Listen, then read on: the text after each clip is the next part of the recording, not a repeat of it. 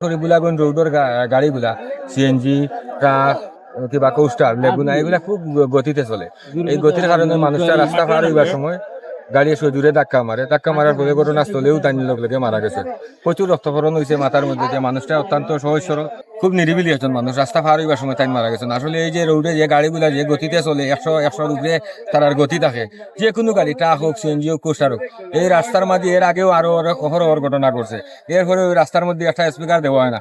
আমরা এলাকাবাসীর পক্ষ থাকি দাবি জানাই সড়ক বিভাগ সহ স্থানীয় সরকার প্রশাসন, পুলিশ প্রশাসন সহ সংশ্লিষ্ট সবর গেছে আমরা আহ্বান জানাই দয়া করি আল্লাহর বাস্তে আপনারা এই রোডের মাঝে একটা স্পিকার ব্যবস্থা করুক, বান্ধেরও ব্যবস্থা করুক, যাতে এই ধরনের আর পান্নাসর ঘটনা না ঘটে।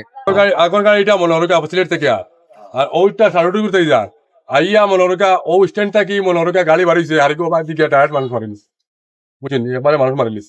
সরজমিনে আমরা স্পটও আসলাম, আমরা চোখে দেখছি গিয়ে ভাইছি এক গাড়ি নিচে মানুষ তুলতে তুলতে দেখা যায় এগুলো হাত ভাঙা, মহিলা ফাও ভাঙছে, হাত ভাঙছে। পরবর্তী ও গাড়ি যে আমরা পাইছি যে ও গাড়ি নিচে বেটা টানি বার করছি আমরা। কয়জন আহত হয়েছে?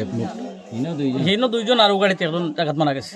তিনজন না মানে দুইজন আহত আর একজন মারা গেছে। ইন্টারভুল থেকে মোটরসাইকেলটা খালি লইয়া আইছি, ওখান দেখছি খুব বেশি গতি, মানে দুইটা সিএনজি, একটা সিএনজি শহর থাকি আর একটা সিএনজি শালুটিকের থাকি।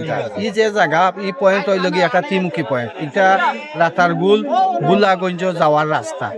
এখন ইনো যে স্পিড এ গাড়ি চলে, এই স্পিডে গাড়ি চলার কারণে, স্পিড ব্রেকার না থাকার কারণে মনে করুক বা ওই জায়গায় কোনো লাইট লাগতো না, জিও না দেওয়ার কারণে বুঝছেন, এই স্পিডটা মানে গাড়ি খুব গতিরোধ আছিল। গতিরোধ থেকে একজন মানুষ রাস্তা পার হইতে আছিল, রাস্তা পার হইতে গিয়া হে যখন দেখছে যে তার উপরে ইয়া সিলেটগামী যে গাড়িটা উঠি যাব, তখন হে জায়গাত খাড়া হয়েছে। খাওয়া হওয়ার পরে ও মনে করো সিলেটগামী গাড়িটা বাড়ি মারি ফালাইছে, তারে ফালানি পরে শালুটিকর গামী গাড়ি যে একটা হাওটাও খুব স্পিডও আছিল, হঠাৎ পরে তার উপরে দি গিয়া তারে মাথাত বাড়ি মারিয়া দিয়ে হলিছে।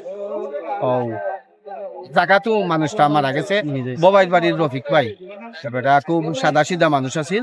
আজকে আমাদের দুফাগুল এলাকায় একটা মর্মান্তিক দুর্ঘটনা ঘটেছে। দুইটা সিএনজি আমাদের এলাকারও একজন লোক, কারণ উনি আসলে খুবই সাদা মনের মানুষ, খুবই ভালো মানুষ আছিল। আমরা সবাই ওরে চিনি, আমাদের গ্রামের এবং আমার পঞ্চায়েতের লোক। তাই আমি আসছিলাম অনেক দূরই, তখন আইসি দেখছি দুইটা সিএনজির মাধ্যমে এটা মানুষের জায়গাত মারা গেছে।